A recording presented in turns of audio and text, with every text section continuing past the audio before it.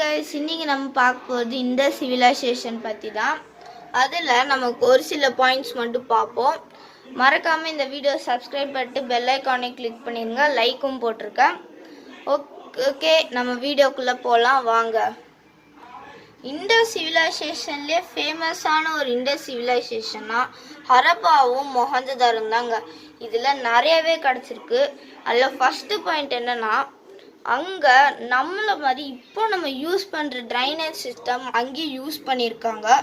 அதுவும் எப்படின்னா, நம்மளுக்கு அருவெறுப்பாக இருக்கக்கூடாது அந்த மக்களுக்குன்னு சொல்லி பிரிக்ஸ் எல்லாம் க்ளோஸ் பண்ணி வச்சுருக்காங்க. அதில் லைட்டாக ஹோல்லாம் இருக்கும். அது நம்ம க்ளீன் பண்ணுறதுக்காக யாராச்சும் ரெகுலர் ஹோல்ஸ் அதுதான். ஏன்னா அங்கே க்ளீன் பண்ணுறதுக்காக தான் வச்சுருக்காங்க. செகண்ட் பாயிண்ட், மொஹஞ்சதாரோவில் ஒரு கிரேட் பாத் இருக்குங்க. அது பெரிய ரெக்டாங்குலர் ஷேப்பில் இருக்கும். அது ரொம்ப பெருசு. 3 சைட்ஸில் ஸ்டெப் இருக்கும். நீங்கள் நார்த்து சவுத்தில் பார்த்தீங்கன்னா ஸ்டெப்ஸ் இருக்கும். அதுக்கப்புறம் 3 ரூம்ஸ் இருக்குது. அதுதாங்க இங்கே பெரிய விஷயம். அதுக்கப்புறம் இங்கே பிளாஸ்டர்ஸ்லாம் போட்டிருக்காங்க, கோட்டட் வித் பிளாஸ்டர்ஸ்லாம். அதுக்கப்புறம் நம்மள மாதிரியே வாழ்ந்துருக்காங்க.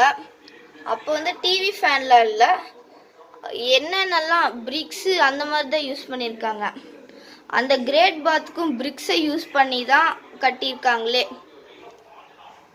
நெக்ஸ்ட் விஷயம், ஒரு சிலையை கண்டுபிடிச்சிருக்காங்க. அது காடா பிலீவ் பண்ணுறாங்க அப்படின்னு சொல்கிறாங்க. ஆனால் அது கன்ஃபார்ம் இல்லை. ஓகேங்க, thank you for the video. Tata, bye bye.